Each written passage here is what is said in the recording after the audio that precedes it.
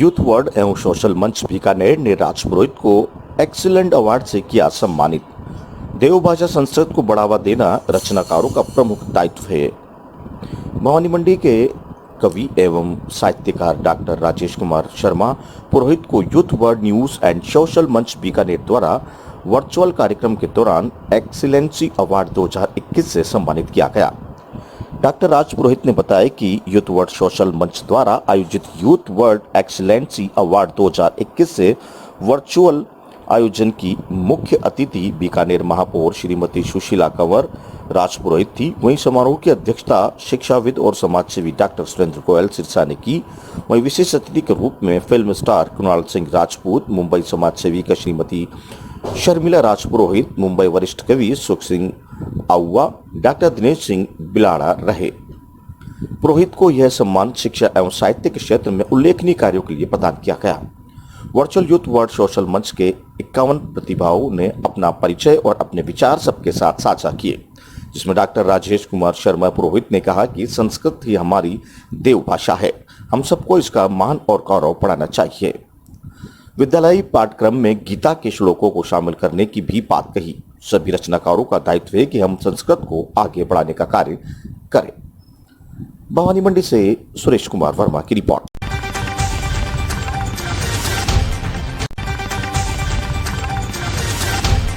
नगरीय विकास मंत्री शांति धारीवाल का जनहित में अहम फैसला। कोटा थर्मल की 1 व 2 यूनिट बंद होने की खबरों पर लगा विराम। मंत्री शांति धारीवाल ने ऊर्जा मंत्री बीडी कल्ला एवं सचिव से वार्ता कर इन्हें दिसंबर 2022 तक लगातार सुचारू रूप से चलाने की स्वीकृति प्रदान की। अब आगे भी राज्य सरकार के प्रयासों से इसे सुचारू रूप से चलाने का प्रयास किया जाएगा। सभी शहरवासियों ने मंत्री शांति धारीवाल का हृदय से आभार व्यक्त किया है। आम जनता के विरोध को देखते हुए सरकार ने फिलहाल थर्मल की पहली व दूसरी यूनिट को 30 जून से बंद नहीं करने की बात कही। यूडीएच मंत्री शांति धारीवाल ने जयपुर से वीडियो बयान की जारी कर कहा है कि समाचार पत्रों में पहली और दूसरी यूनिट को बंद करने के समाचार के बाद उन्होंने ऊर्जा मंत्री बीडी कल्ला व सचिव दिनेश कुमार से चर्चा की है। चर्चा के बाद यह तय हुआ कि 31 दिसंबर 2022 तक पहली व दूसरी इकाई को बंद नहीं किया जाएगा, क्योंकि दिसंबर 2022 तक पर्यावरण की स्वीकृति मिली हुई है। धारीवाल ने कहा है कि अब सवाल यह उठता है कि दिसंबर 2022 के बाद ये चालू रहेगी या नहीं।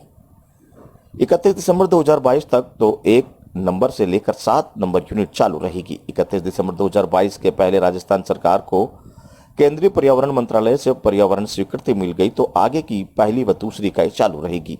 अगर स्वीकृति नहीं मिलती है तो उसके बजाय राजस्थान सरकार यहां पर सोलर प्लांट लगाएगी। गौरतलब है कि कोटा थर्मल की पहली व दूसरी इकाई को 30 जून से बंद करने के आदेश जारी होने के बाद से ही शहर के व्यापारी, राजनीतिक दल के लोग सहित जनता में विरोध के स्वर उठने लगे थे। लोगों ने 2 इकाइयों के बंद करने के निर्णय को कोटा की अर्थव्यवस्था के लिए घातक बताया था और इस निर्णय पर राज्य सरकार से पुनर्विचार करने की मांग की थी। शहर के लोग मामले को लेकर आंदोलन की रणनीति तैयार करने में भी लगे हुए थे। कोटा से दुष्यंत सिंह गहलोत की रिपोर्ट।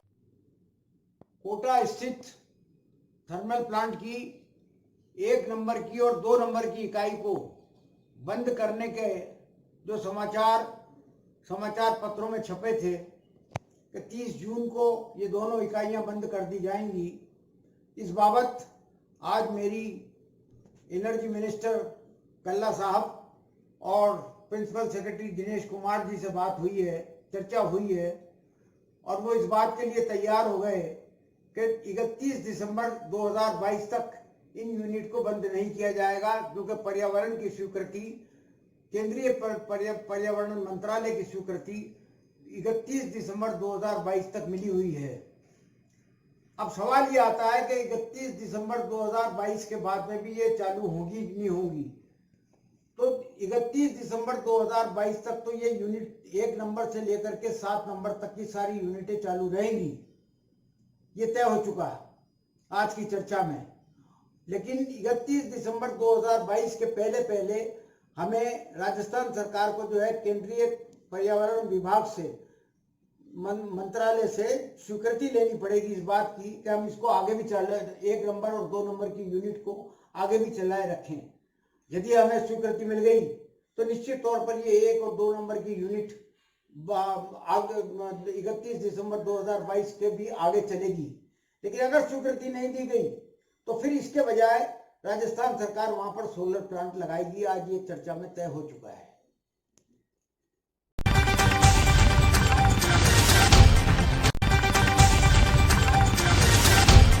महिलाओं बाल विकास मंत्री ममता भूपेश के जयपुर स्थित आवास पर जाकर कांग्रेस कार्यकर्ताओं ने 48वें जन्मदिवस की बधाई और शुभकामनाएं दी। दौसा जिले की सिकराय विधानसभा क्षेत्र के विधायक और राजस्थान सरकार में महिला एवं बाल विकास मंत्री ममता भूपेश को 48वें जन्मदिवस पर कांग्रेस कार्यकर्ताओं में सिकराय विधानसभा क्षेत्र के कई लोगों ने महिला एवं बाल विकास मंत्री के निवास स्थान जयपुर में पहुंचकर उनको 48वें जन्मदिवस की बधाई एवं शुभकामनाएं दी। इस दौरान सभी कांग्रेस कार्यकर्ता मौजूद रहे। दौसा से मनीष कुमार की रिपोर्ट।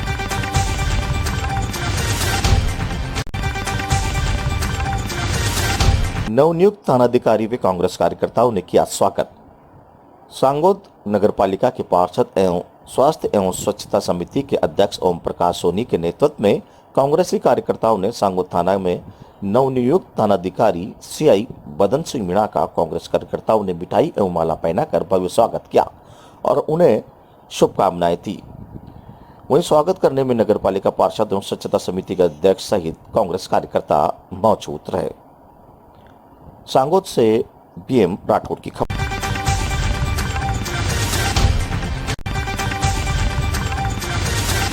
भ्रष्ट अधिकारियों पर कार्रवाई करने पर जताई खुशी। सांगोद में कांग्रेस कार्यकर्ताओं ने सांगोद विधायक भरत सिंह कुंदनपुर के निर्देश अनुसार ब्लॉक कांग्रेस अध्यक्ष कुशाल पाल सिंह पानाहेड़ा के नेतृत्व में गांधी चौराहे सांगोद पर एकत्रित होकर सांगोद पुलिस के भ्रष्ट अधिकारियों एवं कर्मचारियों के ऊपर भ्रष्टाचार निरोधक ब्यूरो के द्वारा कड़ी कार्रवाई करने पर खुशी मनाई। इस दौरान मिठाई बांटकर आतिशबाजी की और भ्रष्ट अधिकारियों के खिलाफ नारेबाजी करते हुए ब्लॉक कांग्रेस अध्यक्ष कुशाल पाल सिंह पानाहेड़ा ने बताया कि विधायक भरत सिंह कुंदनपुर हमेशा ही भ्रष्टाचार और भ्रष्टाचारियों का घोर विरोध करते रहे हैं। उनका कहना है कि भ्रष्टाचारी रूपी रावण का अंत करने के लिए जनता को सड़कों पर आना पड़ेगा और भ्रष्टाचार का विरोध करना पड़ेगा। सांगोद विधानसभा में किसी प्रकार से भ्रष्ट अधिकारियों को बर्दाश्त नहीं किया जाएगा। इस प्रदर्शन से हम सब कार्यकर्ता विधायक के इस संदेश को सभी अधिकारियों को देना चाहते हैं कि भ्रष्टाचार से दूर रहकर जनता की सेवा करें। पालिका अध्यक्ष कविता गहलोत ने भी कहा है कि सभी अधिकारियों को एवं कर्मचारियों को भ्रष्टाचार से दूर रहकर ईमानदारी से जनता की सेवा में कार्य करना चाहिए। इस कार्यक्रम में विधायक का सभी अधिकारियों एवं कर्मचारियों को यही संदेश है कि ईमानदारी से कार्य करें। भ्रष्टाचार के खिलाफ यह मुहिम आगे भी जारी रहेगी। भ्रष्ट कर्मचारियों को बख्शा नहीं जाएगा। कर्मचारी जनता की सेवा के लिए है, जनता को लूटने के लिए नहीं। सभी कार्यकर्ताओं ने भ्रष्टाचार विरोधक ब्यूरो द्वारा की गई कार्रवाई की प्रशंसा की और समर्थन किया।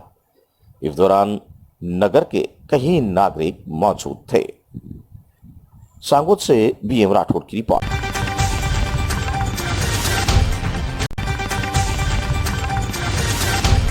इंजीनियर राहुल शर्मा को न्याय दिलवाने के लिए निकाला candle march. Engineer Rahul Sharma को इंसाफ दिलाने व आरोपियों को जल्द सजा की मांग के लिए नंगली सर्किल के शहीद स्मारक तक कैंडल मार्च निकाला गया। कैंडल मार्च के दौरान शहर विधायक संजय शर्मा, जिला अध्यक्ष संजय नरूका व सर्व समाज के लोग मौजूद रहे। युवा ब्राह्मण सभा के अध्यक्ष आकाश मिश्रा ने बताया कि 22 मई को इंजीनियर राहुल शर्मा की प्रशासनिक अधिकारियों की लापरवाही से मौत हो गई थी। जहां न्याय की मांग को लेकर 3 साल की बेटी व परिजनों को पिछले 6 दिनों से धरने पर बैठे हैं। दिवंगत आत्मा की शांति के लिए ये कैंडल मार्च निकाला गया है। अलवर से रूपेश शर्मा की रिपोर्ट।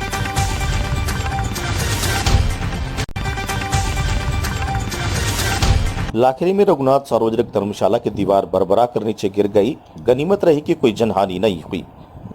लाखेरी में तोरणा की बावड़ी के समीप स्थित सार्वजनिक रघुनाथ धर्मशाला नगर पालिका द्वारा संचालित की जाती है। इस धर्मशाला महेश सागर तालाब के किनारे बनी हुई थी।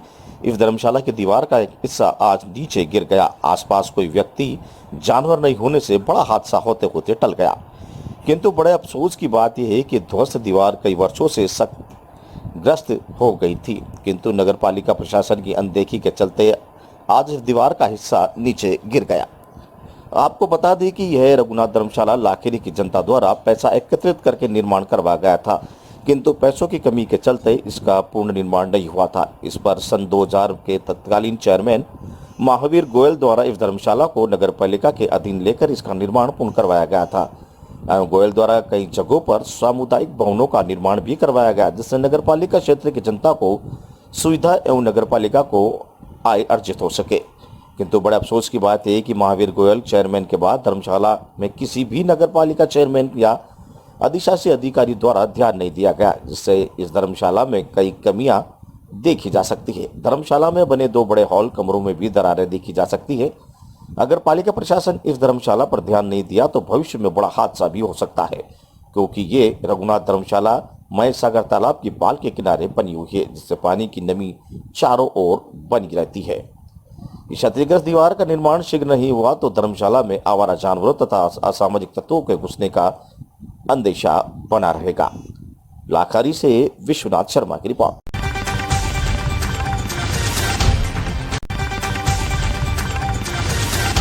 खेल मैदान पर हुई सफाई।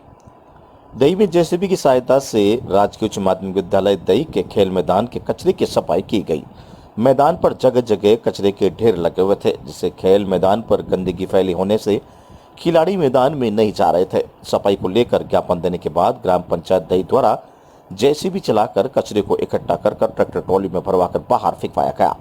इस दौरान मैदान के पास नाला निर्माण के दौरान नाले का पानी मैदान में आने से मैदान की स्थिति खराब हो गई थी। सफाई होने पर खिलाड़ियों ने पंचायत को धन्यवाद ज्ञापित भी किया। पूर्व में भी विज्ञापनों और खबरों के माध्यम से सफाई की व्यवस्था को सुचारू करने व ग्राउंड में सफाई कराने की मांग निरंतर जारी थी। जहां खबरों के असर के दौरान दही विद्यालय में पड़े कचरे की सफाई करवाई गई। दही से आयुष गौतम की रिपोर्ट।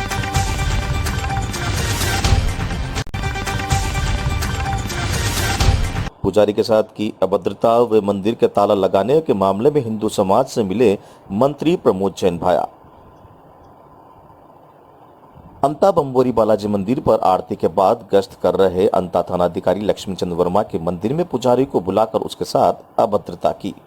वह मंदिर में ताला लगाकर पुजारी को धमकी दी थी। इस मामले को लेकर अंता हिंदू समाज द्वारा विरोध किया गया था। इसको लेकर रविवार को मंदिर परिसर के बाहर सभी ने बिना ताला खोले मां आरती की और थानाधिकारी को हटाने की मांग करने लगे थे। इस पर मंत्री प्रमोद जैन भाया ने सोमवार को आने जाने का आश्वासन दिया था। इस पर सभी ने मंत्री भाया की बात को लेकर रोड पर लगाए गए जाम को हटाकर चले गए थे। आज सोमवार को मंत्री प्रमोद जैन भाया ने इस मामले को लेकर दोपहर 2 बजे अंता बंबोरी बालाजी मंदिर पहुंचे और सभी लोगों की बात सुनी और मंदिर पुजारी गौरांग पाठक से हुई घटना की जानकारी ली। सभी लोगों को आश्वासन दिया कि अगर अधिकारी ने गलती की है तो निश्चित रूप से उसको सजा मिलेगी, लेकिन अभी मंदिर का ताला खोला जाए। इस पर सभी लोगों ने मना कर दिया और इस बात पर अड़े रहे कि जब तक यह अधिकारी लक्ष्मीचंद वर्मा यहां से रवाना नहीं किया जाता तब तक मंदिर का ताला नहीं खुलेगा और तांत्रिक तंत्र मंत्री द्वारा किए जावे वादे को लेकर इंतजार किए जाएंगे और 1 तारीख के बाद सभी के सभी मंदिरों पर ताले लगाकर विरोध किए जाएंगे और प्रदर्शन और तेज किया जाएगा। देर शाम तक कई निर्णय नहीं निकलने के बाद मंत्री प्रमोद जैन भाया ये कहकर चले गए कि आप लोग निश्चित रहें, अधिकारी के खिलाफ जांच कर कार्रवाई की जाएगी, लेकिन इस पर आपको धैर्य रखना होगा। वहीं इस दौरान अंता पुलिस उप अधीक्षक जितेंद्र सिंह, उपखंड अधिकारी रजत विजय वर्गीय, तहसीलदार नंदन सिंह सहित अंता सीसवाली का पुलिस जाब्ता मौजूद रहा। अंतावारा से घनश्याम दादी।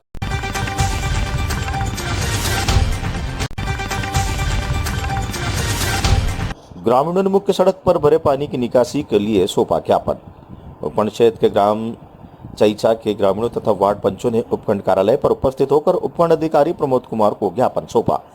ज्ञापन में बताया गया है कि ग्राम पंचायत चईचा को 2 भागों में बसा हुआ है, जिसमें पुराने चईचा में 60 परिवार निवास करते हैं, जबकि नए चईता में कुछ लोगों द्वारा पानी निकासी के लिए बनाई गई नालियों में मिट्टी डालकर पानी की निकासी को अवरुद्ध कर दिया गया है, जिससे मुख्य सड़क पर 1 से 1.5 फीट तक पानी जमा हो गया। मुख्य सड़क पर पानी जमा होने जाने से कारण पुराने खींचा के लोगों को 1.5 फुट पानी में से होकर गुजरना पड़ रहा है, जिससे कई लोगों में चोटिल भी हो चुके हैं और कुछ लोगों के गिर जाने के कारण हाथ पैर में भी फ्रैक्चर हो गए हैं और तो और यहाँ पानी लगभग 1.5 महीने से भरा हुआ है।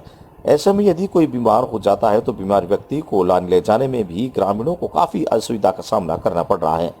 ग्रामीणों ने ज्ञापन देकर मांग की है कि मुख्य सड़क पर मिट्टी डालकर किए गए अतिक्रमणों को शीघ्र हटाया जाए, मुख्य सड़क पर भरे पानी की निकासी करवाई जाए, जिससे ग्रामीणों को कीचड़ तथा गंदे पानी की समस्या से निजात मिल सके। इस मौके पर उप सरपंच विजय कुमार मीणा, वार्ड पंच महावीर मीणा, सत्यनारायण जांगीर, पूर्णमल मीणा, पूर्व सरपंच राजेंद्र मीणा, सोहन मीणा सहित कई ग्राम उपस्थित रहे। राजस्थान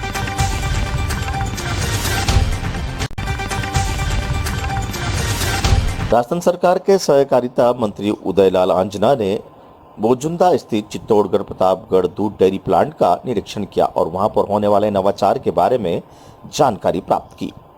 इस अवसर पर उन्होंने कहा कि गहलोत सरकार हमेशा से ही किसानों को हितैषी सरकार रही है और समय समय पर किसानों के लिए की जन कल्याणकारी योजनाएं सरकार ने शुरू की है। उन्होंने कहा कि चित्तौड़गढ़ प्रतापगढ़ डेयरी की नई नवाचार किए जाने रहे हैं जो कि स्वागत योग्य है। वहीं पूर्व डेयरी चेयरमैन बद्रीलाल जाट पर अध्यक्ष रूप में हमला बोलते हुए उन्होंने कहा कि पिछले 15 सालों में डेयरी को पूर्व अध्यक्ष नुकसान की राह पर लेकर गए थे, लेकिन अब विगत 2 महीने से एक बार फिर से डेयरी की गाड़ी पटरी पर आने लगी है। उन्होंने कहा है कि सरस डेयरी प्लांट में कार्यरत कर्मचारियों को राजनीति के ऊपर उठकर डेयरी में हित का काम करना चाहिए। वहीं उन्होंने डेयरी में कार्यरत कर्मचारी आगाह किया कि जो भी डेयरी का अहित करने का सोचेगा उसके खिलाफ सरकार और पुलिस प्रशासन अपना काम करेगी।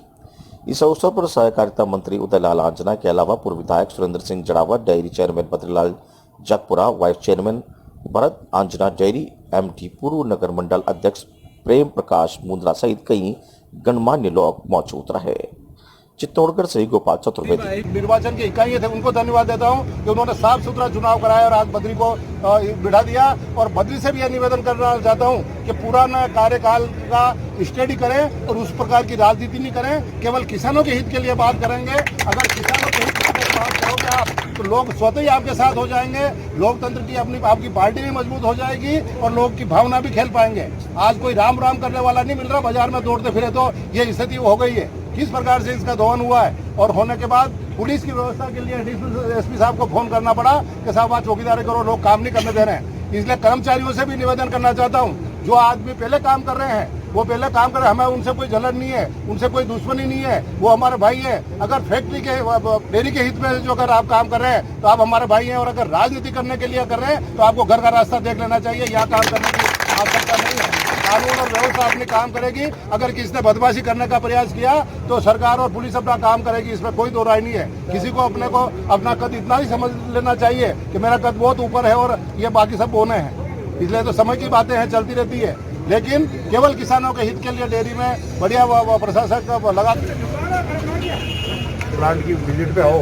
इसके तहत आज पहली बार मैं यहाँ आया हूँ और कार्यकर्ताओं का उत्साह, अधिकारियों का उत्साह देर से बन रहा है। अभी 2 माह ही हुए हैं, लेकिन जो नवाचार करने का बीड़ा नवनिर्वाचित अध्यक्ष ने उठाया है, मैं सोचता हूँ कि इनकी सोच बढ़िया है। दूध के पाउडर बनाने के प्लांट के संदर्भ में भी इन्होंने कहा कि हम लगाना चाहते हैं, सरकार से भी सहयोग चाहिए। तो प्लांट लगाने में सरकार से बराबर सहयोग मिलेगा। प्लांट लगे, दूध का उत्पादन किसान ज़्यादा कर रहे हैं, ज़्यादा दूध डेयरी पर दूध आवे और मार्केटिंग होकर के अच्छा पैसा किसानों को मिले, इसकी तरफ काम करेंगे। मिठाई में गुंजा बनाने की बात भी इन्होंने कही और भी नवाचार जो भी करेंगे तो वो बराबर मेरा भी सहयोग मिलेगा। और सोचता हूँ कि युवा आदमी अध्यक्ष बना है, किसान आदमी है, मन में कुछ कर गुजरने की इच्छा है और इस उम्र में आदमी को काम करने का ज़्यादा मौका होता है। तो जो मौका मिला है किसानों के हित में और डेयरी के हित में अच्छा काम करेगा, ये इस मौके पर सर।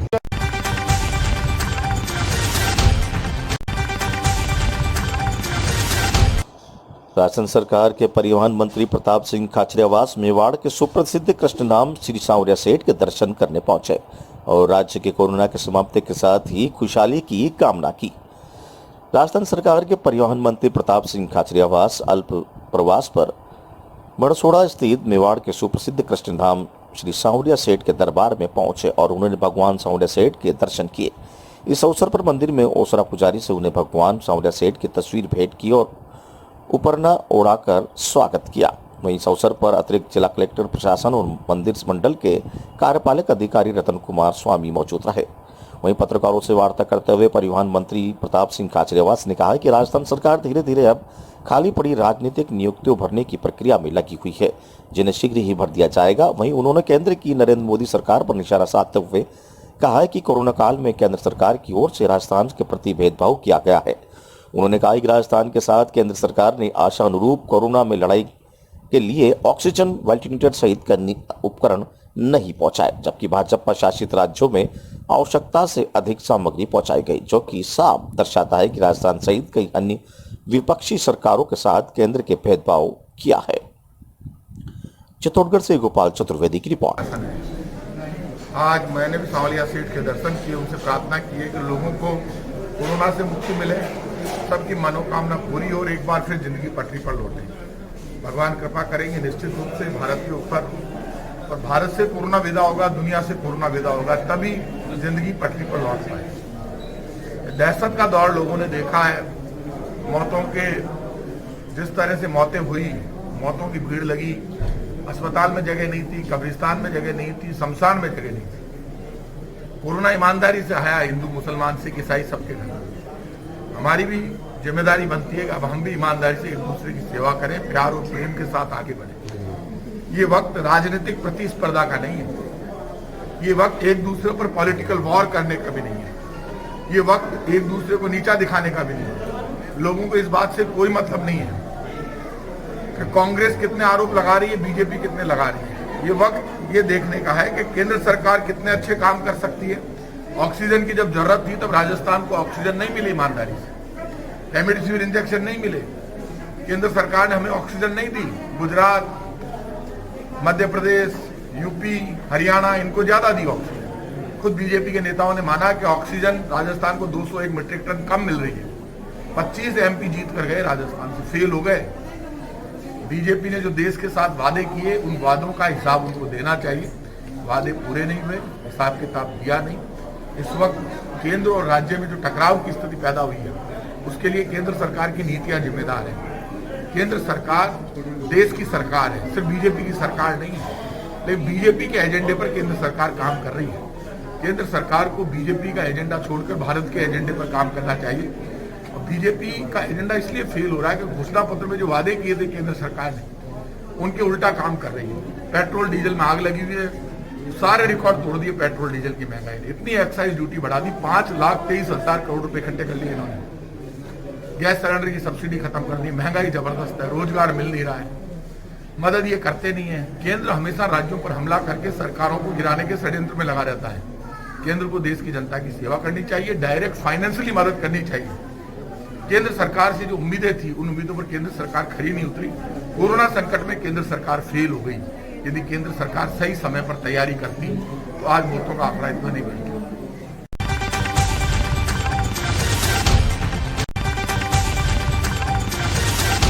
अनोखे अंदाज में हुई शादी। कोरोना संकट के चलते कई युवाओं की शादियां टल गई है। कुछ ने 50 रिश्तेदारों की मौजूदगी में शादी की तो कुछ ने अलग तरीके से शादी की। वहीं डोंबिवली में शादी समारोह में अनोखे तरीके से संपन्न हुआ। इतना ही नहीं, वर वधू कनाडा में 7 समुंदर के उस पार के थे। दूल्हे के पिता पंडित जी और कुछ रिश्तेदारों की मदद से अपने इकलौते बेटे की शादी डोंबिवली से ऑनलाइन करने की पहल की। डोंबिवली के पूर्व भोपर गांव क्षेत्र के डॉक्टर हीरा मन चौधरी ने अपनी बेटी की शादी ऑनलाइन आयोजित की गई थी। उनके बेटे भूषण चौधरी डोंबिवली में पले बढ़े। उन्होंने 7 साल पहले उच्च शिक्षा के लिए कनाडा जाने का फैसला किया। वहीं 7 साल पहले कनाडा चले गए थे और पढ़ाई पूरी करने के बाद उन्हें वहीं नौकरी मिल गई। नौकरी के कारण उन्हें कनाडा में रहना पड़ गया। इसी बीच भूषण को मनदीप कौर से प्यार हो गया तो उन्होंने अपने परिवार से शादी की इच्छा जताई। चौधरी और कौर परिवारों में भी इस जोड़े को शादी की इजाजत दी। 2020 में कोरोना ने उन्हें भारत और उनके परिवारों को कनाडा आने से रोक दिया था। वे फोन पर ही शादी की बात करते थे। कोरोना लॉकडाउन और लॉकडाउन की पाबंदियों के चलते 2 साल से उनकी शादी तारीख तय नहीं हो पाई थी। आखिरकार दोनों परिवारों ने अपने बच्चों की ऑनलाइन शादी करने का फैसला किया। इसी के तहत चौधरी और कौर परिवारों की तैयारी शुरू कर दी। भूषण को शादी के सारे सामानों के साथ कोरियर के कनाडा भेज दिया गया। उसके बाद पंडित आज निर्धारित समय पर डोंबिवली में चौधरी परिवार के घर आए। शादी ऑनलाइन होने के कारण रिश्तेदारों की भीड़ नहीं थी। पंडित जी ने एक ऑनलाइन लाइव वीडियो के जरिए कनाडा में भूषण और मनदीप को शादी की रस्म समझाते थे। उन्होंने सारी रस्में ऑनलाइन के बाद कनाडा में रहने वाले भूषण और हरदीप ने डोंबिवली के ऑनलाइन शादी की। शादी में ऑनलाइन शामिल होने वाले चौधरी परिवार के रिश्तेदारों और दोस्तों ने दूल्हा दुल्हन को ऑनलाइन आशीर्वाद दिया। शादी के बाद दूल्हे के पिता डॉक्टर हीरामन चौधरी ने शादी समारोह पर खुशी जताई। उन्होंने दूसरों से भी अपील की है कि वे कोरोना काल में इसी तरह से विवाह समारोह करें। डोंबिवली से सुनील शर्मा की रिपोर्ट।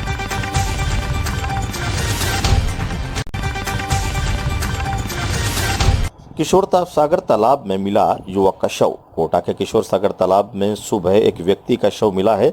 शव करीब 2 दिन पुराना बताया जा रहा है। वहीं मृतक की शिनाख्त आईडी के अनुसार जेब में मिले दस्तावेजों में नाम में वत्सल्य कुमार शर्मा सन ऑफ सर्वेश्वर कुमार शर्मा के नाम से हुई। पुलिस को किशोर सागर तालाब में शव होने की सूचना मिली थी, जिस पर पुलिस मौके पर पहुंची और निगम के गोताखोरों की टीम से मौके पर बुलाया, जहां गोताखोरों की टीम ने मौके पर पहुंचकर मोटर बोट की सहायता से गोताखोरों की टीम ने शव को किशोर सागर तालाब से बाहर निकलवाया। पुलिस ने आसपास के लोगों से पूछताछ की, लेकिन मृतक के परिजन के बारे में कुछ भी जानकारी प्राप्त नहीं हुई। वहीं विष्णु श्रृंगी ने जानकारी देते हुए बताया कि मृतक की उम्र लगभग 34 वर्ष है। डेड बॉडी युवक की है। युवक के लाल रंग की फुल आस्तीन की शर्ट पहन रखी है, जिसके पास आईडी मिली है। मृतक के आईडी में नाम वत्सल्य कुमार शर्मा सन ऑफ सर्वेश्वर कुमार शर्मा के नाम से पहचान हुई है। निगम गोताखोरी की टीम सदस्यों ने शव को पुलिस को सुपुर्द किया। वहीं पुलिस ने शव को पोस्टमार्टम के लिए एमबीबीएस मोर्चरी में रखवाया है। वह पुलिस मामले की जांच में जुटी हुई है। कोटा से दुष्यंत सिंह गहलोत की रिपोर्ट।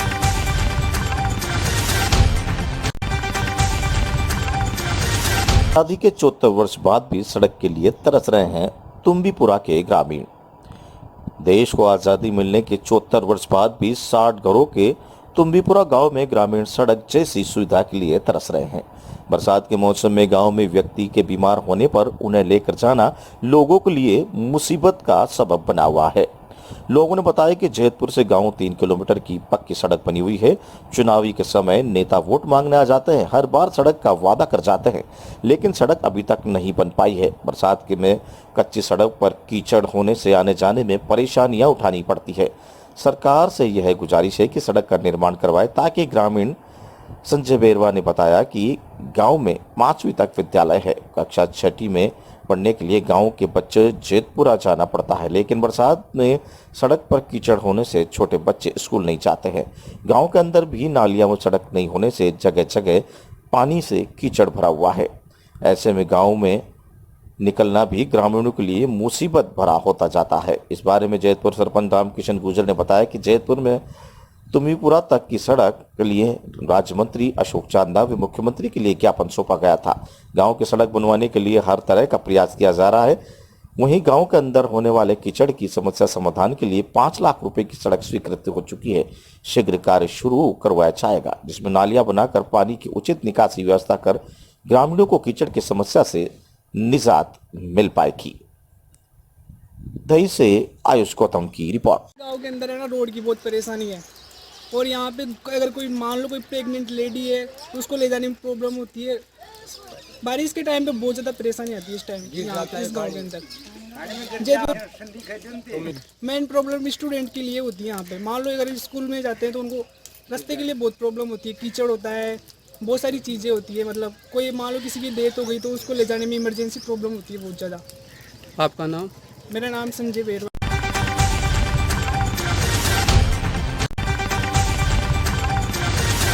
खान व गोपालन मंत्री ने डाक बंगले का किया लोकार्पण। भाया ने डाक बंगले के विस्तार कार्य को शीघ्र करवाने की घोषणा। गोपालन मंत्री प्रमोद जैन भाया ने सोमवार को जिला मुख्यालय स्थित 4 मूर्ति चौराहे पर सार्वजनिक निर्माण विभाग के नवनिर्मित डाक बंगले का लोकार्पण किया। इस मौके पर विधायक पानाचंद मेघवाल, निर्मला सायरिया, नगर परिषद सभापति ज्योति पारस सहित गणमान्य नागरिक मौजूद थे। खान व गोपाल मंत्री भाया ने लोकार्पण समारोह को संबोधित करते हुए कहा कि जिला मुख्यालय पर सार्वजनिक निर्माण विभाग के डाक बंगले की आवश्यकता के मद्देनजर विधायक स्थानीय क्षेत्र विकास कार्यक्रम के तहत वर्ष 2011-12 में विधायक अंताबारा, अटरू एवं किशनगंज द्वारा 29.84 लाख रुपए एवं वर्ष 2020-21 में 57.15 लाख रुपए सहित कुल 86.99 लाख रुपए की अभिशंसा स्वीकृत की गई, जिसमें डाक बंगले का निर्माण कार्य पूर्ण हुआ है।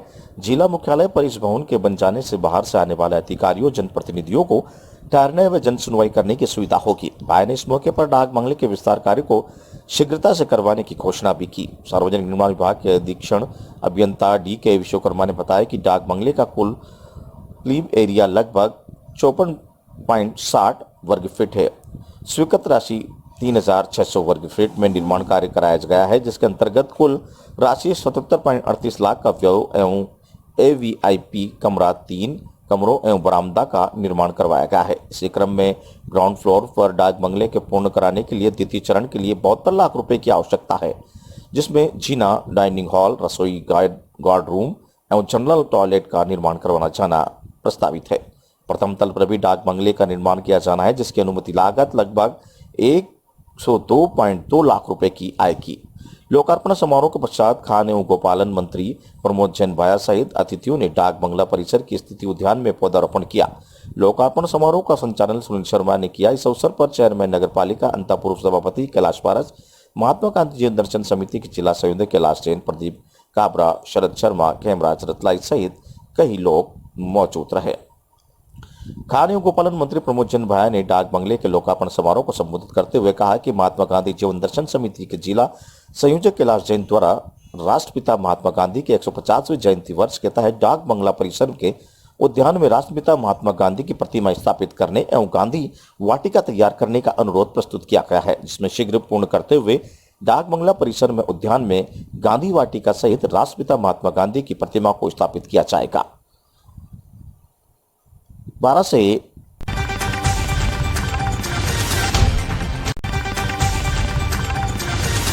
सीसीटीवी से मिला सुराग और पकड़ा ट्रक चोर गिरोह। आरोपियों में पिता पुत्र भी शामिल। जावरा पुलिस को मिली सफलता, ट्रक बरामद, 4 आरोपी गिरफ्तार, 1 फरार। तीसरी आग यानी कि सीसीटीवी की मदद से जावरा पुलिस ने शहर में चोरी हुए एक ट्रक को महज केवल 4 दिनों में ही बरामद कर लिया। पुलिस ने ट्रक को चुराने वाले 5 में से 4 आरोपियों को भी गिरफ्तार करने में सफलता हासिल की है। फरार एक आरोपी फिलहाल फरार है, जिसकी तलाश जारी है। पकड़े गए आरोपियों में पिता पुत्र भी शामिल है। रतलाम जिले के जावरा शहर के हॉस्पिटल रोड स्थित चौहान ट्रांसपोर्ट के सामने 21 जून की रात को ट्रक नंबर 8J12GA1348 चोरी हो गया था। ट्रक चोरी की रिपोर्ट जावरा शहर थाने में दर्ज हुई थी। पुलिस ट्रक चोर को तलाशने में लगी, जहां जावरा शहर के चारों ओर जाने वाले रास्तों पर पुलिस ने पेट्रोल पंप एवं टोल नाकों पर सीसीटीवी फुटेज चेक किए एवं साइबर सेल की मदद ली गई। चोरों द्वारा ट्रक को नागदा उन्हेल होते हुए उन्हेल इंदौर की तरफ जाने की सूचना मिली थी। पुलिस ने अपना जाल बिछा करके अपराधियों को ट्रक सहित इंदौर से गिरफ्तार किया। इसके बाद पुलिस ने आरोपियों से पूछताछ की तो आरोपियों ने बताया कि वह ट्रक इंदौर में 1,80,000 रुपए का बेचे थे, जबकि उक्त ट्रक की कीमत 13 लाख रुपए बताई गई। आरोपियों में सोहेल पिता कमरुद्दीन उर्फ कल्लू मुल्तानी एवं उसके 2 अन्य परिचित वसीम उर्फ वासल पिता आलम खां पठान को गिरफ्तार कर पुलिस ने सभी आरोपियों को न्यायालय में पेश कर पुलिस न्यायालय से रिमांड की मांग की है। वहीं ट्रक चोरी की इस वारदात का खुलासा जावरा शहर पुलिस ने केवल 4 दिनों में ही किया है। जावरा से भी इन्होंने जो PSTN डेटा होता है उसको नंबर मिले जो रात के टाइम पर एक्टिव थे, जिन्होंने इस घटनाक्रम को अंजाम दिया है। तो इसमें देखा जाए तो सीसीटीवी फुटेज, साइबर सेल की मदद और मुखबिर तंत्र जो इनका है उसके माध्यम से इन लोगों ने पूरे गैंग का पता लगाया। इसमें इन्होंने अभी 4 लोगों को गिरफ्तार किया है, जिसमें मुख्य आरोपी देखा जाए तो कमरुद्दीन उर्फ कमरू पिता नन्हे खां मुल्तानी निवासी ग्राम हाटखेड़ी के रहने वाले, लेकिन ये जावरा में ही निवास करते हैं आजकल। वैसे मूलतः ये खालू खड़ा के रहने वाले हैं। और इनका पुत्र जो सोहेल पिता कमरुद्दीन उर्फ कमरू मुल्तानी निवासी ग्राम हाटखेड़ी थाना खालू खड़ा के रहने वाले हैं। इन दोनों ने ही इसकी प्लानिंग की ट्रक चोरी कराने का। देखा जाए तो मास्टरमाइंड यही है जिन्होंने रैकी किया, ट्रक पहचाना और फिर इन दोनों ने संपर्क किया 2 अन्य व्यक्ति जो हैं, एक वसीम उर्फ वासल पिता आलम खां पठान निवासी ताल और दूसरा इसका साथी फरीद उर्फ सुद्दू पिता सिद्दीक मंसूरी निवासी जमालपुर।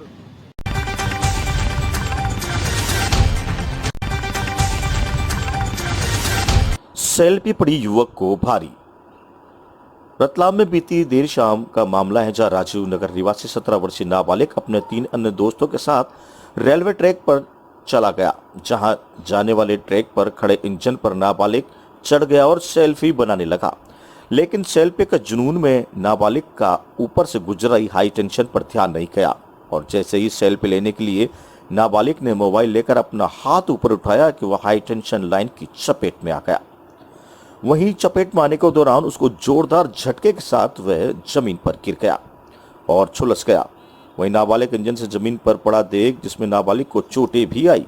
वहीं दोस्तों ने झुलसने से नाबालिग के पिता को फोन कर इसकी सूचना दी, जहां परिजन जिनसे नाबालिग को इलाज के लिए जिला अस्पताल लेकर पहुंचे, जहां फिलहाल नाबालिग का इलाज जारी है। रतलाम से कीर्ति वर्रा की ये और इसके दो दोस्त और थे, तो वहाँ पे ये सेल्फी ले रहे थे। सेल्फी लेने के लिए इंजन पर चढ़ा। इंजन चढ़ के ने जैसे इसका हाथ किया तो शायद उसका वायर से थोड़ा टच हुआ या उसका झटका लगा तो नीचे गिर पड़ा।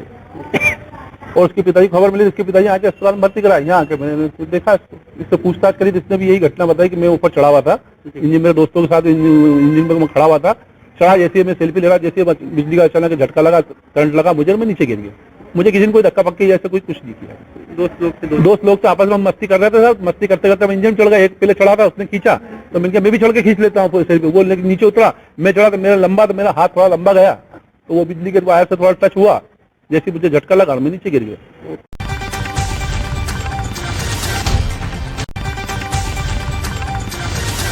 निर्माणाधीन मकान की दीवार गिरने से मजदूर की मौत। मोमिनपुरा में सईद अंसारी का मकान का काम चल रहा था। जब उसके पुराने मकान को तोड़कर नया मकान बनाने का काम चल रहा था, उस मकान में शिवगढ़ का एक मजदूर रामचंद्र कार्य कर रहा था। तभी दीवार का एक हिस्सा टूटकर उसके सिर पर गिरा, जिससे उसकी मौके पर ही मौत हो गई। इस मामले की सूचना पर पुलिस मौके पर पहुंची और आगे की कार्रवाई जारी है। रतलाम से कीर्ति वर्रा की रिपोर्ट। दीवार गिरी है सर, क्या मामला है? एक मोमिनपुरा में सईद अंसारी का पुराना मकान का कंस्ट्रक्शन है, जो टूट के नया कंस्ट्रक्शन का निर्माण चल रहा था, जिसमें आज एक मजदूर रामचंद्र, जो शिवगढ़ के किसी गांव का रहने वाला है, उसकी पुराना कंस्ट्रक्शन दीवार तोड़ते समय उसके ऊपर एक दीवार का टुकड़ा सिर पे लग गया, जिससे उसकी यही डेथ हो गई मौके पर।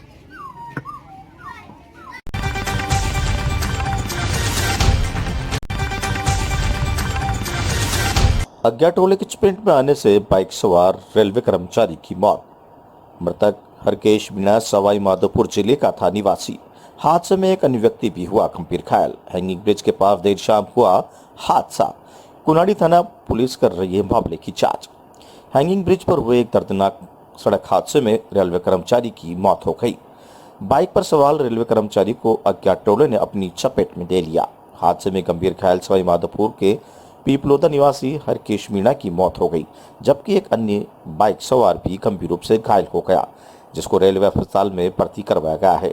जानकारी के अनुसार हरकेश मीणा और उसके 3 साथी 2 बाइकों पर सवार होकर चौरो घूमने निकले थे। इसी दौरान हैंगिंग ब्रिज पर तेज रफ्तार से आ रहे एक ट्रोले ने बाइक को चपेट में ले लिया। वहीं हादसे में गंभीर घायल हरकेश मीणा सहित अन्य को एमबीबीएस अस्पताल लाया गया, जहां हरकेश के उपचार के दौरान दम तोड़ दिया।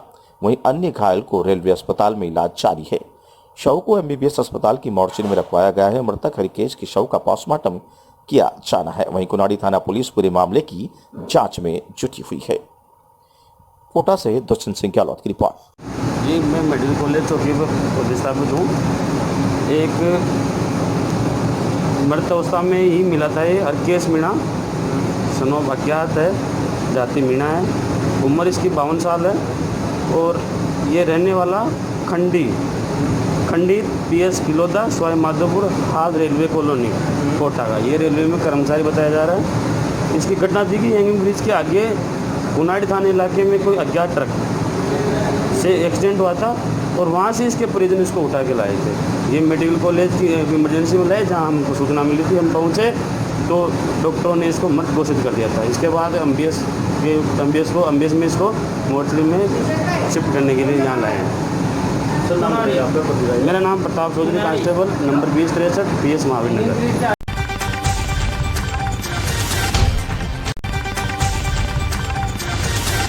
बारा झालावाड़ की तरफ से आ रहा टैंकर पलटा। हाईवे पर बहा केमिकल, ड्राइवर मौके से फरार। कोटा शहर के आरकेपुरम थाना इलाके में हैंगिंग ब्रिज टोल नाके के पास तेज रफ्तार से आ रहा एक टैंकर अनियंत्रित होकर पलट गया। हादसा इतना भयानक था कि कंटेनर टैंकर से अलग हो गया। कंटेनर में केमिकल भरा हुआ था। टैंकर पलटने से केमिकल सड़क पर बह गया। सूचना पर पुलिस मौके पर पहुंची। कुछ समय के लिए आवागमन रोका गया। सड़क से टैंकरों को हटाने के लिए मशीन मंगवाई गई। इस तरह की सड़क पर आवागमन शुरू किया गया। आरकेपुरम थाना सीआई रमेश ने बताया कि घटना शाम के 5:30 बजे के आसपास की है। बारा झालावाड़ की तरफ से टैंकर आया था, जिसे जयपुर जाना था। शुरुआती जानकारी में सामने आया कि चालक ने शराब पी हुई थी। इसी कारण अनियंत्रित होकर टैंकर पलट गया। हादसे के बाद चालक मौके से फरार हो गया। टैंकर में पानी को साफ करने की केमिकल भरा हुआ था। फिलहाल टैंकर को सड़क से हटाने का काम किया जा रहा है। हादसे में कोई जनहानि नहीं हुई है। कोटा से दुष्यंत सिंह गहलोत की रिपोर्ट।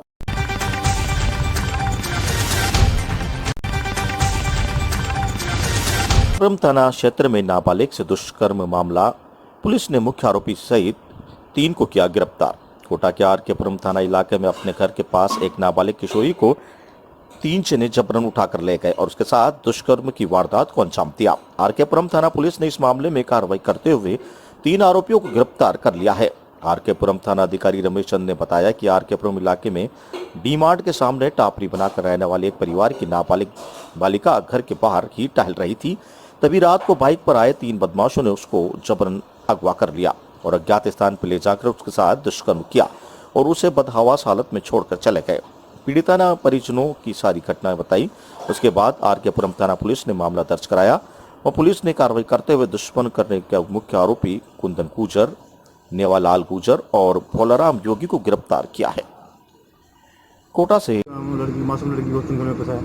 24-25 की रात्रि को आरोपी कुंदन और भोजराज गुजर द्वारा फ़ोन करके इस नाबालिग लड़की को पहला फुसला कर ले गए और उसके साथ में दुष्कर्म किया। जो 2 अन्य इसके साथी थे वो भी इसके 6 आरोपी हैं। आज तीनों को ही दस्तयाब कर भोजराज उर्फ कुंदन को गिरफ्तार किया, जिसने 2 अन्य साथी बताए उनको भी दस्तयाब करके लेके आए हैं। प्रकरण में मुकदमा दर्ज कर अनुसंधान किया जा रहा है। सर मुख्य आरोपी कौन और किस तरह से? मुख्य आरोपी कुंदन उर्फ भोजराज है, जो पहले से इस लड़की का परिचित है। सर किस तरह से उन्होंने फंसाया इसको, लड़की को? ये यहाँ सरस डेयरी पे काम करता था और ये लड़की भी सरस डेयरी से दूध लाने के लिए जाती थी। तब ये इसका परिचय हो गया। इस प्रकार इस लड़की को बेला फुसला कर ये ले जाकर इसके साथ में दुष्कर्म किया है। बारी बारी से गैंगरेप किया? नहीं, तीनों ने कोई बारी बारी से गैंगरेप नहीं किया। केवल एक ने ही इसके साथ में दुष्कर्म किया, बाकी 2 अन्य सहयोगी रहे। 4 आरोपी बताए गए? नहीं, कुल 3 आरोपी। तो तीनों कोटा के रहने वाले? कोई जी, तीनों ही कोटा के रहने वाले हैं। मूल रूप से चंद्रसेल बोरखेड़ा के हैं और तीनों ये मुख्य आरोपी है जो डेयरी पर काम करता है, बाकी 2 अन्य आरोपी मजदूरी करता है। सर इन्होंने शराब भी पी रखी होती है उस टाइम पे? नहीं, अभी तक तो नहीं है, फिर भी इनका मेडिकल करवाया जाएगा। उसमें यदि किसी प्रकार के साक्ष्य आए तो। सर कोई आपराधिक रिकॉर्ड है? नहीं, तीनों का किसी प्रकार का कोई आपराधिक रिकॉर्ड नहीं।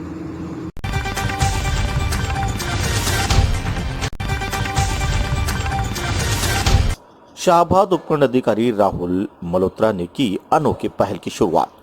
रोड एक्सीडेंट को रोकने का निकाला एक नायाब नुस्खा। NH 27 पर बैठने वाले आवारा पशु को सींगों पर लगाए रेडियम। ट्रिपल वाहनों की रोशनी पाकर चमक उठेगा सींगों पर लगा रेडियम। वहीं रात के अंधेरे में सड़क दुर्घटना का शिकार नहीं होंगे आवारा मवेशी व वाहन चालक, क्योंकि आए दिन इस बरसाती मौसम में आवारा मवेशी रोड पर बैठ जाते हैं और वाहन चालकों को नजर नहीं आते हैं, जिसकी वजह से अचानक एक्सीडेंट हो जाता है। इस अनोखी पहल से अब रेडियम चमकने से वाहन चालक सतर्क हो जाएंगे कि रोड पर कोई चीज बैठी हुई है, जिसके चलते एक्सीडेंट में कमी आएगी। केलवाड़ा 12 से राजकुमार।